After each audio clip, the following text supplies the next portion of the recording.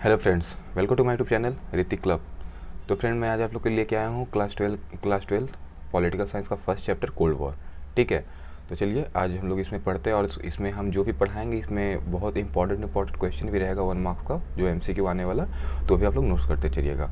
ठीक है, तो चलिए, तो देखो कोल्ड वॉर पढ़ाने से पहले मैं थोड़ा इसके हिस्ट्री पे जाना चाहता हूँ। ठीक है, जो मतलब थोड़ा इसके पीछे मतलब क्या था क्या नहीं था, थोड़ा मैं उस पर भी बात कर लेता हूँ। मतलब कोल्ड वॉर स्टार्ट कैसे हुआ, कोल्ड वॉर हुआ क्यों। ठीक है, तो चलिए स्टार्ट करते हैं। तो देखो यार, जो कोल्ड वॉर था, तो कोल्ड वॉर के पहले तो आप लोगों को पता है कि 2 वॉर और हुआ था। ठीक है, 2 वॉर और हुआ था। ठीक है,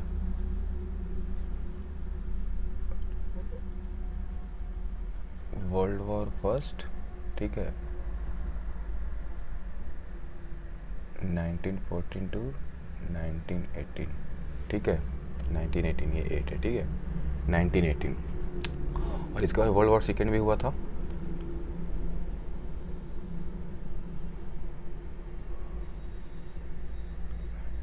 नाइनटीन 39 टू 1945। ठीक है, ये दोनों आप नोट्स कर लेना, इसमें ज़रूर क्वेश्चन बनता है। ठीक है, कि world war first world war second का हुआ था। ठीक है, तो 1939 टू 1945 हुआ था। तो जैसा कि आप लोगों को पता है कि जो वर्ल्ड वॉर सेकेंड हुआ था, इसमें हम लोग का 2 पावर था। ठीक है, सबको पता है। एक था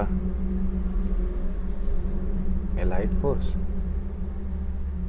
ठीक है, और एक था एक्सिस फोर्स, फोर्स या पावर जो कह लो।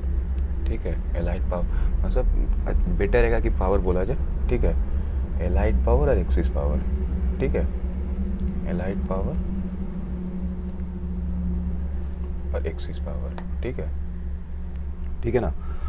तो इसमें क्या था कि जो इसमें जो हम लोग का वर्ल्ड वॉर सेकेंड हुआ था, तो वर्ल्ड वॉर सेकेंड में हम लोग का 2 पावर था, एक एलाइड पावर था और एक्सिस पावर था। तो इसमें क्या हुआ कि जो हम लोग का, तो इसमें जो वर्ल्ड वॉर सेकेंड में हम लोग का एलाइड पावर जीत गया था, ये सबको पता है।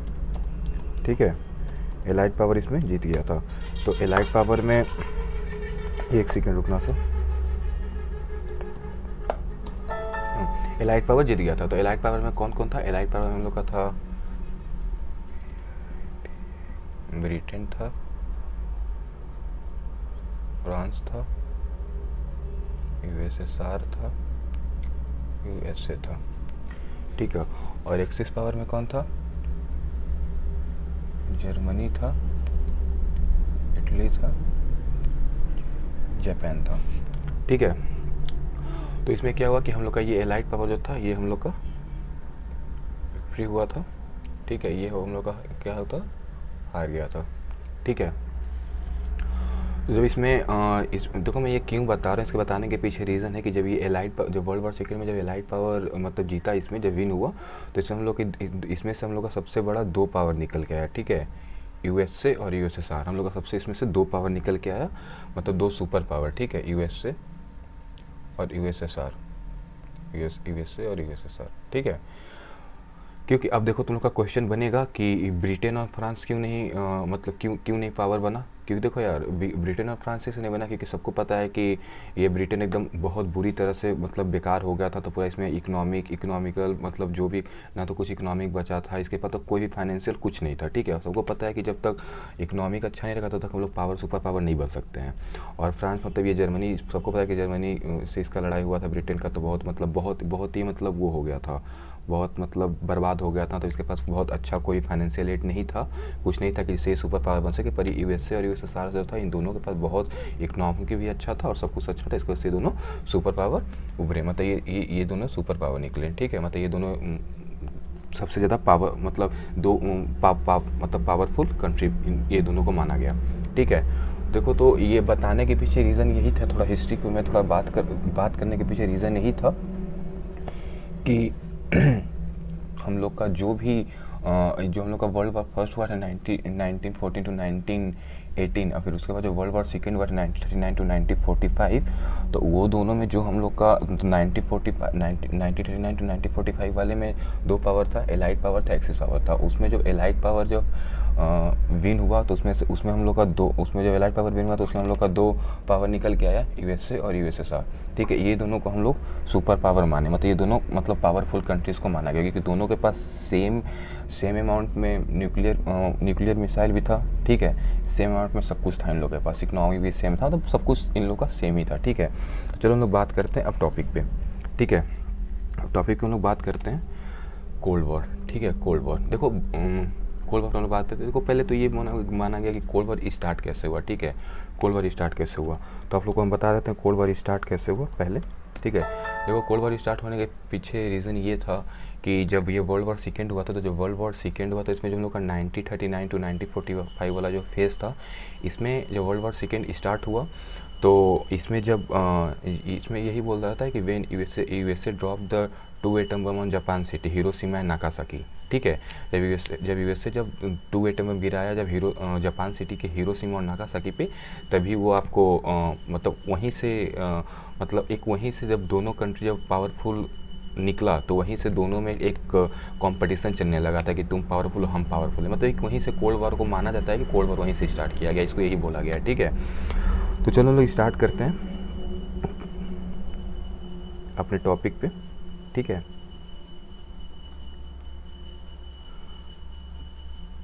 और हाँ, ये जो एलाइड पावर जो एक्सिस पावर मैंने बताया है कि एलाइड पावर में ब्रिटेन था, फ्रांस था, और ये यूएसए और यूएसएसआर था, और एक्सिस पावर में जर्मनी, इटली, जापान था। इसको बहुत अच्छे से लर्न करना, क्योंकि हर बार क्वेश्चन पूछा जाता है। ठीक है, चलो हम बात करते हैं अपने टॉपिक पे। हम लोग का बुक का फर्स्ट टॉपिक है क्यूबन मिसाइल क्राइसिस। ठीक है, क्यूबन मिसाइल क्राइसिस, क्यूबा क्या है। ठीक है, देखो तो क्यूबा क्या है, देखो मेरी ड्राइंग तो अच्छी नहीं है लेकिन मैं फिर भी बना देता हूँ। ठीक है,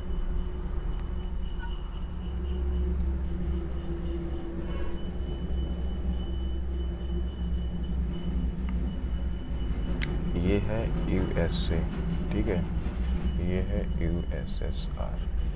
ठीक है, देखो तो ये क्यूबा क्या है। क्यूबा क्या है ना कि एक छोटा सा यूएसए के जस्ट नीचे आइलैंड है। ठीक है, एकदम यहीं पे, एकदम जैसे श्रीलंका इंडिया के नीचे है ना, एकदम सेम वैसे ही एक क्यूबा है। ठीक है, ये इसी का था, यूएसए का ही पार्ट था, ये क्यूबा था। ठीक है, क्यूबा। ठीक है, तो क्या हुआ कि ये क्यूबन मिसाइल क्राइसिस मेनली था क्या, बता देते हैं। देखो क्या था ना कि जो क्यूबा था वो क्यूबा था ये सोवियत यूनियन का एलाई था। ठीक है, इसका एलाई था। देखो इसको क्या बोलते हैं, union of Soviet socialist Republic. ठीक है, यूएसएसआर का फुल फॉर्म है, लिख लेना चलो बहुत अच्छे से, union of Soviet socialist Republic. ठीक है, तो ये यूएसए क्या था, यूएसए का जस्ट इसके नीचे वाला पार्ट ये क्यूबा था। क्यूबा मतलब इसी का पार्ट था, पर ये क्यूबा जो था वो एलाई था ये यूएसएसआर का। इससे ये डिप्लोमेटिक एंड फाइनेंशियल एड, मतलब सब कुछ इसको यूएसएसआर देता था, मतलब फाइनेंशियल हो या किसी चीज़ से भी सपोर्ट इसको यूएसएसआर करता था। तो एक बार क्या हो कि जो यहाँ की हम लोग की लीडर थी यूएसएसआर की, निकिता खुसरो इनका पूरा नाम है, तुम लोग अच्छे से याद करना, बुक में दिया हुआ है। ये भी देखो, ये भी ऑलमोस्ट क्वेश्चन बनता है कि यहाँ की लीडर कौन थी यूएसएसआर की। तो जो यहाँ की लीडर थी निकिता खुसरो, वो क्या की कि उन्हें उन्हें टेंशन हो गया कि जो क्यूबा है वो हम लोग का है, पर क्या है कि यूएसए उससे भी अपने जो यहाँ के प्रेसिडेंट है क्यूबा का प्रेसिडेंट देखो,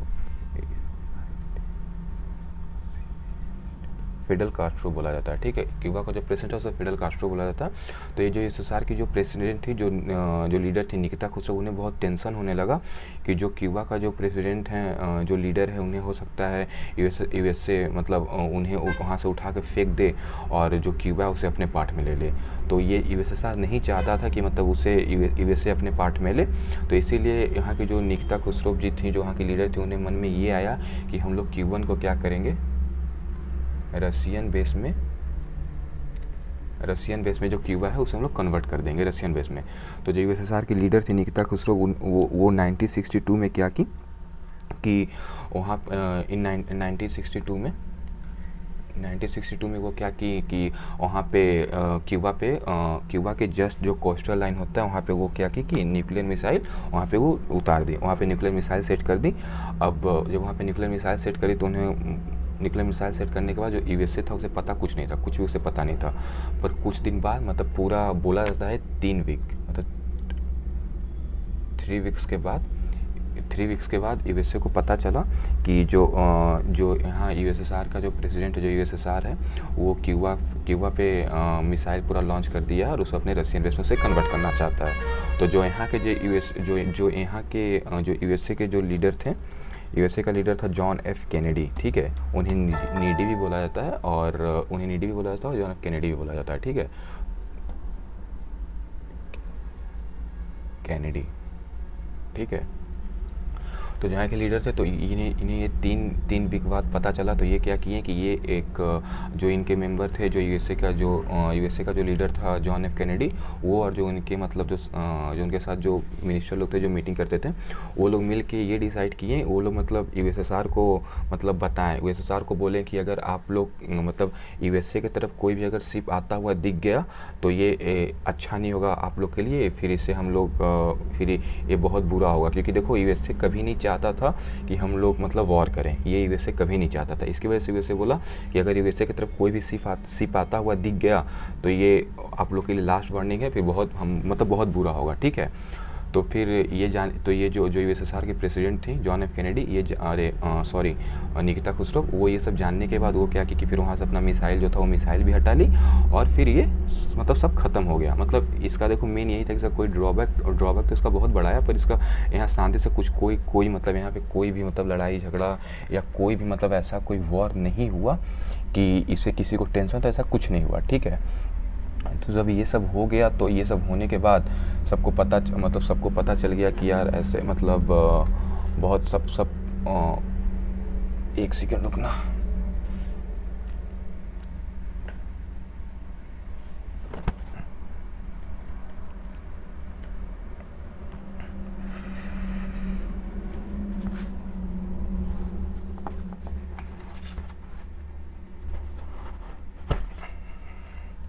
ठीक है, तो ये होने के बाद मतलब जब क्यूबा मिसाइल क्राइसिस, इसी को क्यूबा मिसाइल क्राइसिस बोला गया, ठीक है। तो ये जब सब हो गया, जब वो जॉन एफ कैनेडी जब वहाँ से जो निकिता खुसरो से जब वहाँ से अपना न्यूक्लियर मिसाइल हटा ली, तो ये क्या हुआ कि फिर यूएसए दोनों फिर शांत हो गए, फिर कोई दिक्कत नहीं हुआ।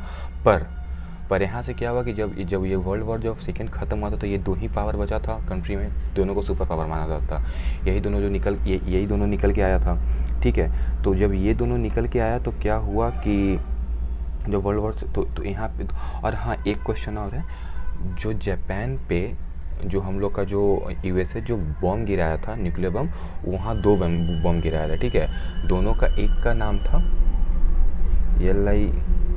लिटिल बॉय और दूसरे का नाम था फैटमैन। ये बहुत इंपॉर्टेंट क्वेश्चन है, 1 मार्क्स में इसको जरूर याद करना, ठीक है, लिटिल बॉय फैटमैन, ठीक है। तो देखो, तो ये क्यूबा का जब वो बम सब हटा लिया तो फिर यहाँ पे शांति हो गया, ठीक है। यहाँ पे फिर कोई लड़ाई झगड़ा कुछ नहीं हुआ। पर क्या हुआ कि जब ऐसे ही सब कुछ चल रहा था नॉर्मली, तो ये दोनों सोचने लगे कि यार हो सकता है कभी भी हम लोग का लड़ाई हो जाए। मतलब दोनों अपने आप को सुपर पावर दिखाना चाहते थे, दोनों अपने आप को ये दिखाना चाहते थे कि हम दोनों बहुत पावरफुल कंट्री हैं। तो दोनों एक दूसरे से टेंशन में आ गए कि यार इसके पीछे लड़ाई कुछ ना हो जाए।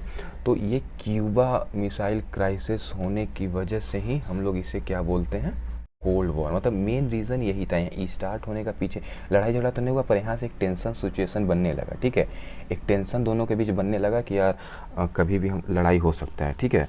तो अब इसीलिए अब इसके बाद ये स्टार्ट होता है कोल्ड वॉर, ठीक है। मेन हम लोग का जो टॉपिक है कोल्ड वॉर, यहाँ से हम लोग का कोल्ड वॉर स्टार्ट होता है, ठीक है। यही रीज़न था कोल्ड वॉर स्टार्ट होने का। तो यार देखो, cold war is not a hot और अ शूटिंग वॉर, ठीक है।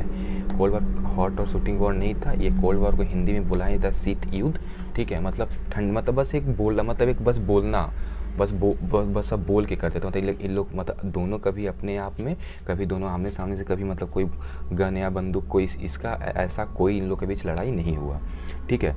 तो कोल्ड वॉर स्टार्ट अब यहाँ से होता है। तो कोल्ड वॉर, देखो कोल्ड वॉर को बोला गया है, देखो cold war is a war of ideology, ठीक है। कोल्ड वॉर एक आइडियोलॉजी का वॉर था, ठीक है।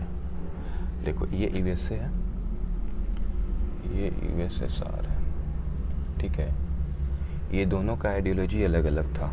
ठीक है, ये दोनों का आइडियोलॉजी क्या था, अलग अलग था। यूएसए का आइडियोलॉजी क्या था, यूएसए का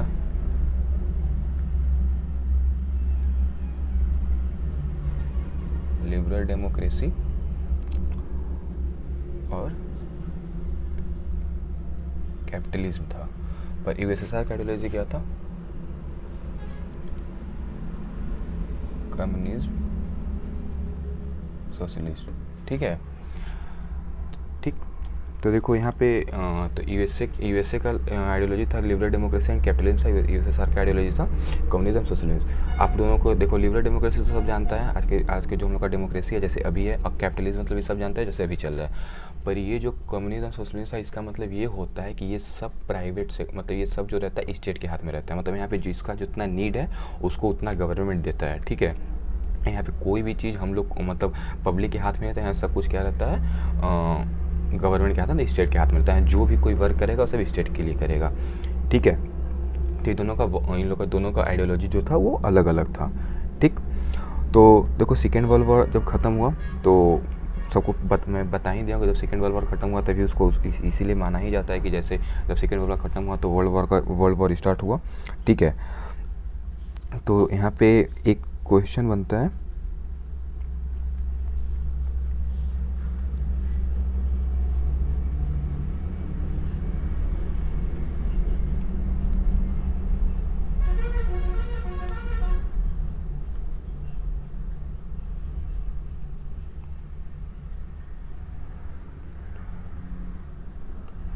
ठीक है।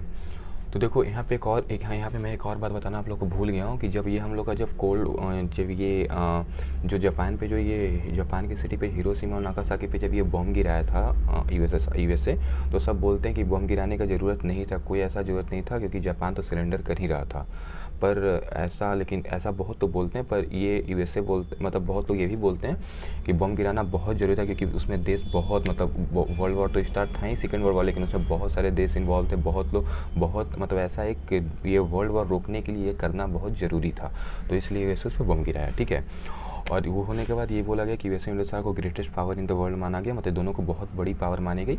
ठीक है, और देखो कोल्ड वॉर था, ये हॉट और शूटिंग वॉर नहीं था, ये due to the logic of deterrence था। लॉजिक ऑफ डिटरेंस मीन्स ये होता है कि एक सेकेंड बता रहे हैं,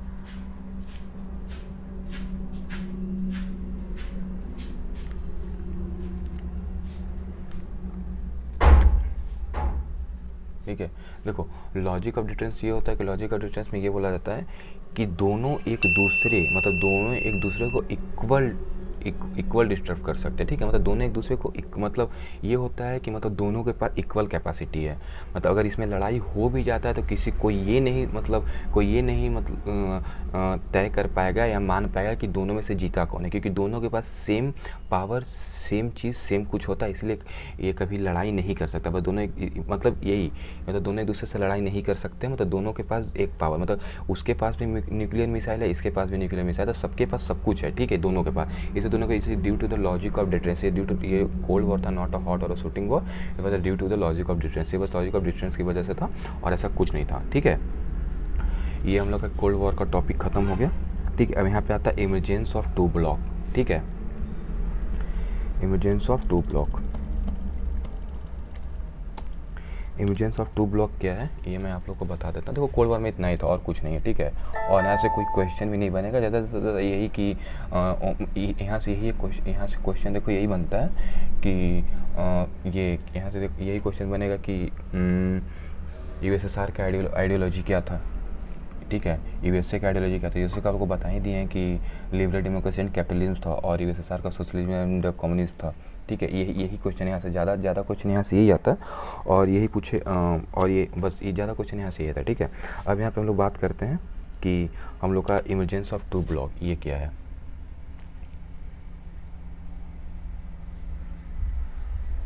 इमरजेंस ऑफ टू ब्लॉक, ठीक है, इमरजेंस ऑफ टू ब्लॉक क्या है।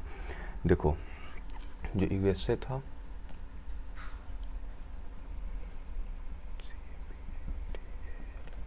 कैपिटलिस्ट, ठीक है, और जो यूएसएसआर था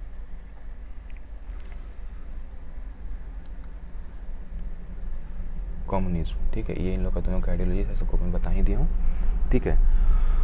तो इमरजेंस ऑफ टू ब्लॉक में देखो यही आता है कि the super power that is USA and USSR wanted to expand their sphere, ठीक है। ये दोनों अपना क्या करना चाहते थे कि दोनों अपना मतलब ये दोनों का जितना भी एरिया था, मतलब ये दोनों अपना मतलब यूएसए और यूएसएसआर यही चाहता था कि मेरा हम लोग का जितना भी दोनों एरिया वो और फैले, और मतलब ये दोनों मतलब जो छोटे छोटे जो भी स्मॉलर कंट्री थे इन लोग के साथ अपना मतलब बनाना चाहता था, मतलब रिलेशन बनाना चाहता था, मतलब इसलिए कि उन लोग को मिलिट्री का सपोर्ट मिले, क्योंकि जाहिर सी बात है अगर आप मेरे कंट्री से मिले हो, अगर मेरे को कोई सपोर्ट करा तो मैं जाहिर अगर आपको कोई लड़ाई होगा कुछ भी होगा तो मैं अपना मिलिट्री भेजूंगा, मैं हर एक तरह से आपको सपोर्ट करूँगा, ठीक है। पर बदले में हमें भी कुछ मिलता था, इसलिए वो मतलब छोटे छोटे स्मॉल कंट्री उन्हें मतलब सपोर्ट करते थे, ठीक है। तो बदले में उन्हें क्या, तो बदले में यूएसए उन लोग को, यूएसए और यूएसएसआर बदले में उन्हें फाइनेंशियल एड देता था, मिलिट्री सपोर्ट देता था, सब कुछ देता था।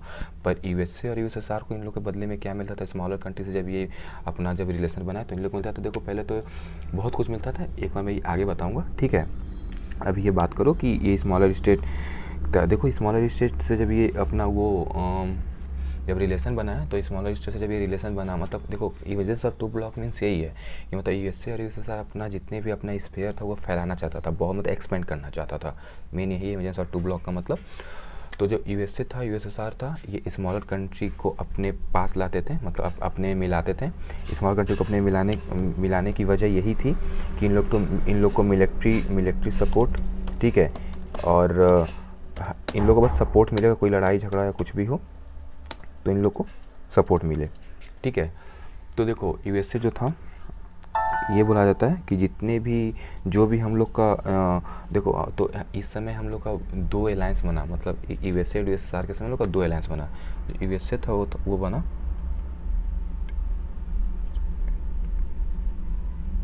वेस्टर्न अलायंस, और ये जो था ये बना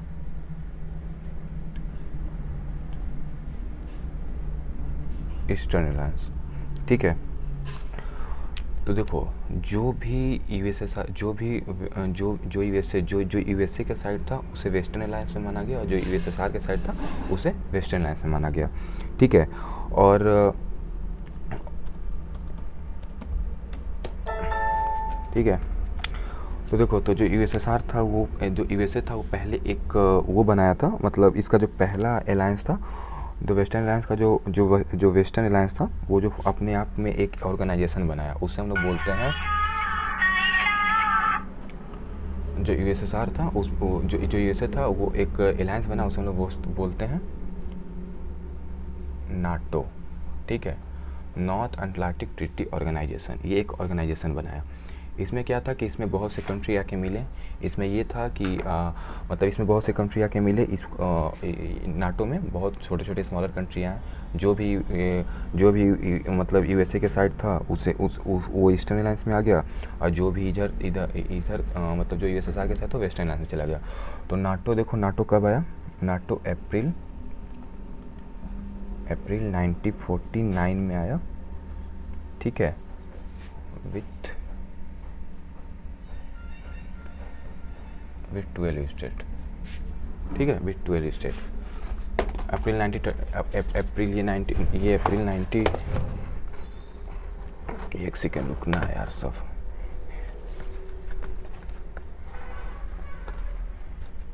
ठीक ना। ये अप्रैल 1949 में आया विथ 12 स्टेट के साथ, ठीक है, नाटो। और नाटो के बाद तो ये नाटो जब आया तो ये इसमें ये बोला गया, यूएसए बोला कि अगर यूएसए के किसी भी कंट्री या अगर उसे किसी भी अलायंस पे अगर यूएसएसआर अगर कुछ करता है या कोई उसको दबाव डालता है या कोई भी लड़ाई झगड़ा करता है तो ये माना जाएगा कि आप पूरे यूएसए पे आप कुछ किया। अगर जो भी इसका ऑर्गेनाइजेशन था, मतलब जितने भी इसमें कंट्री जो स्मॉल कंट्री मिले थे, तो यूएसए ये डिक्लेयर किया कि अगर मेरे आप जितने भी स्मॉलर कंट्री हैं जो भी हमसे अटैच हैं, अगर कोई भी अगर उस पर कोई वॉर किया, कोई भी अगर उसको मारा या कुछ किया, तो ये माना जाएगा कि आप पूरे यूएसए को कुछ किए हो, ठीक है। ये यूएसए और यूएसएसआर था। यूएसएसआर देखो, यूएसएसआर ये बनाया, यूएसएसआर भी ईस्टर्न अलायंस में एक वॉरसॉ पैक्ट बनाया, वॉरसॉ पैक्ट, ठीक है। वॉरसॉ पैक्ट क्या था, वॉरसॉ पैक्ट ये था, इसको 1955 में आया वॉरसॉ पैक्ट। ये तो देखो 1 मार्क्स का क्वेश्चन है, इसे भी याद करते रहना। तो वॉरसॉ पैक्ट ये था, वॉरसॉ मेनली बना ही था नाटो फोर्स को काउंटर करने के लिए। वॉरसॉ पैक्ट वॉरसॉ इसलिए बना था कि नाटो फोर्स को काउंटर कर सके, ठीक है। तो इसीलिए बहुत बहुत से अलायंस बने। और यहाँ पे एक अलायंस था, ठीक है, यहाँ पे और भी अलायंस था, एक सीटो था, एक सेंटो था। सीटो, ये सब मतलब कि स्मॉल स्मॉल कंट्री सब मिले थे, सब बहुत से कंट्री मिल के ये सब ऑर्गेनाइजेशन बना रहा था, ठीक है। और एक सेकेंड,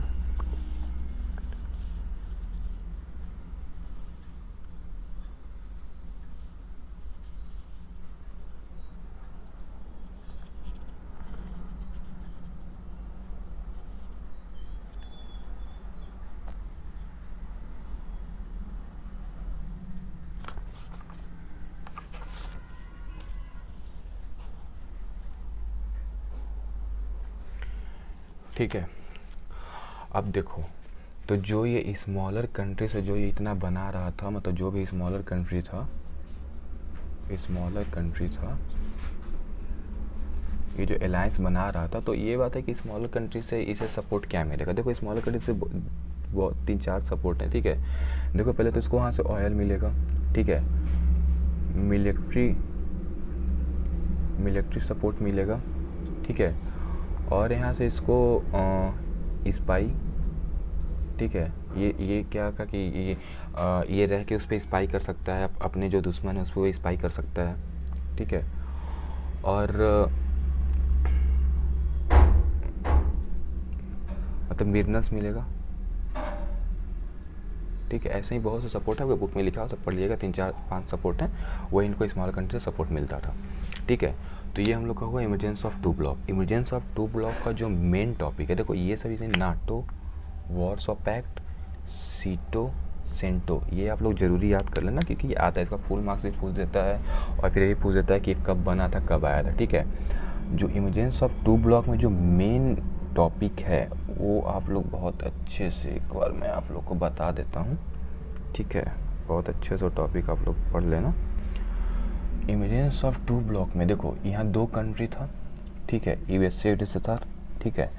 यहाँ पे यही 2 सुपर पावर थे। अब ये इनका ये कहना था कि जो भी, मतलब ये क्या था कि अपना स्मॉलर कंट्री के साथ अपना वो बना रहा था, ठीक है, स्मॉल कंट्री को अपने मिला रहा था, स्मॉलर कंट्री को अपने में ला रहा था। उन लोग को बोल रहा था कि आप लोग मेरा सपोर्ट करो तो मैं आप लोग को किसी भी दुश्मन से, आप लोग मतलब आप लोग हमको सपोर्ट करो तो आप लोग को दुश्मन से मैं बचाऊंगा। कोई भी आप लोग पे कोई वॉर करता है, कुछ भी करता है, तो मैं उन सभी चीज़ से आप लोग को मैं बचाऊंगा और आप लोग को मैं पैसा दूंगा, आप लोग को डिप्लोमेटिक एंड फाइनेंशियल एड करूंगा, मतलब दूंगा। यही मतलब इसीलिए यही सब सोच के स्मॉलर कंट्री आया था। तो उसमें क्या था कि बस हम लोग का 2 कंट्री था, ठीक है।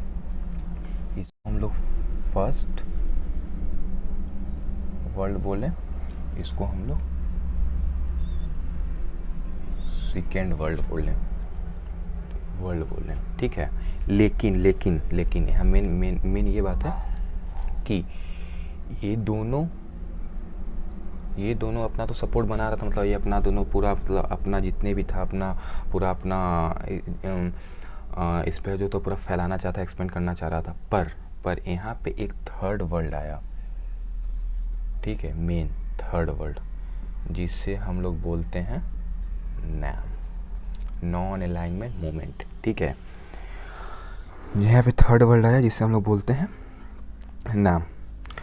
नैम क्या था, देखो नैम, देखो यार मेनली देखो ये नैम क्या था, नैम में ये जो जितने भी नाम के कंट्री थे, मतलब देखो नाम क्या था, ये नाम डिक्लेयर किया कि जिसे फर्स्ट वर्ल्ड में जाना हो फर्स्ट वर्ल्ड में जाओ, जिसे सेकेंड वर्ल्ड में जाना हो सेकेंड वर्ल्ड में जाओ, और जिसे कहीं नहीं जाना है वो हो जाए तो मेरे थर्ड वर्ल्ड में आके ज्वाइन कर सकता है।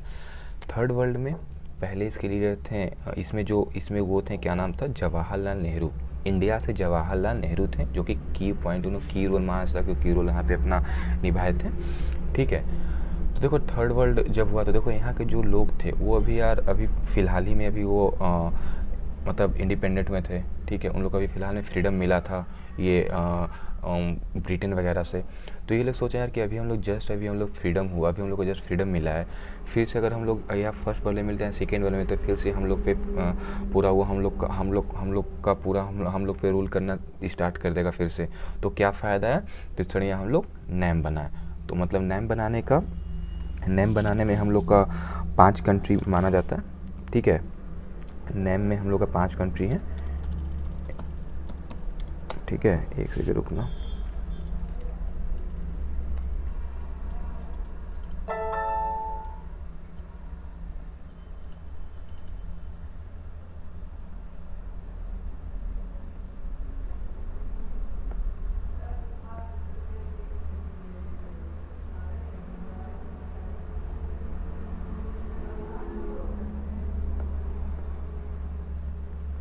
ठीक है, तो नॉन अलाइंग मूवमेंट, ठीक है। तो इसके जो नॉन अलाइंग मूवमेंट था, इसके फाउंडर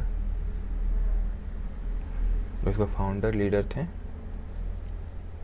इसमें फाउंडर लीडर में 5 कंट्री आता है, ठीक है। फाउंडर लीडर में 5 कंट्री आता है, ठीक है। इसमें आप लोग को हम बता रहे हैं कौन कौन है। ये बहुत इम्पोर्टेंट, मतलब ये इस चैप्टर का सबसे इम्पोर्टेंट टॉपिक है ये नेम, ठीक है। सबसे इम्पोर्टेंट उसको माना जाता है, ठीक है। बहुत इम्पोर्टेंट है, ठीक है। तो मैं आप लोग को बता देता हूँ, एक सेकंड रुकना सब। देखो यार, पहले बताना चाह रहे हैं, वीडियो बहुत लंबी हो जाएगी, ठीक है। चैप्टर बहुत लंबा है, अगर वीडियो बहुत लंबा हो जाएगा तो ये वीडियो थोड़ा पार्ट में आएगा, ठीक है। तो टेंशन मत लेना, अभी ये पार्ट, इसके बाद मैं एक और पार्ट करूँगा, इसमें एक वीडियो का और पार्ट मैं बनाऊँगा जिसमें आप लोग का पूरा अच्छे से क्लियर हो जाएगा। और देखो, इसमें हम लोग का था, पहला था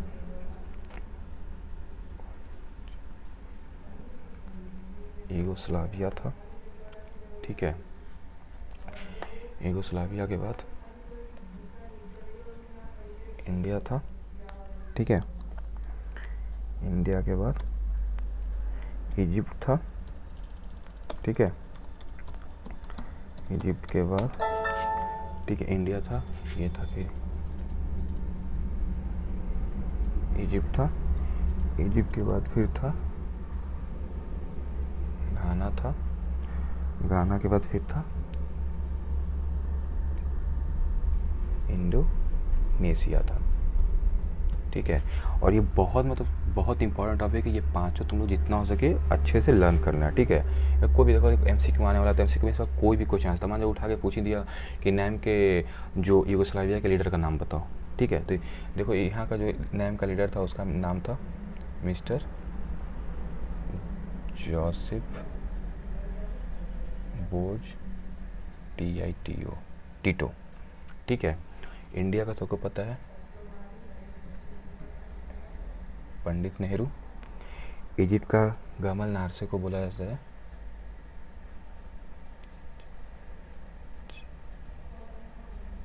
इनका नाम है पूरा, आप लोग देख लेना, ठीक है।